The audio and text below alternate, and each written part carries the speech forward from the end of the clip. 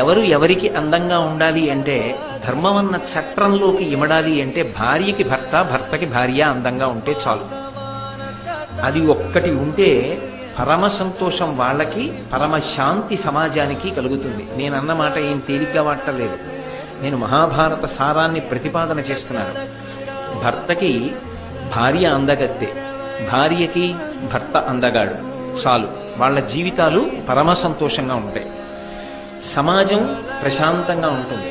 ఒక వ్యక్తి నా భార్య అందగత్తె కాదు అన్న భావన పొందిన, ఒక స్త్రీ నా భర్త ఎవరితోనో పోలిస్తే అంత సమర్థుడు కాడు, అంత గొప్పవాడు కాడు అన్న భావన పొందిన వాళ్ళ జీవితాలలోనూ సంతోషం ఉండదు, సమాజమునకు కూడా శాంతి ఉండదు. అది పరమ ప్రమాదకరమవుతుంది. అందుకే అందమనేటటువంటిది ఎక్కడ వరకు పరిమితము అంటే, నిజానికి అది కాలము చేత ఎప్పుడూ కూడా పరిమితమవుతూ ఉంటుంది. కాబట్టి వారిద్దరి మధ్య అందం అనేటటువంటిది పరిమితమైపోతే చాలు.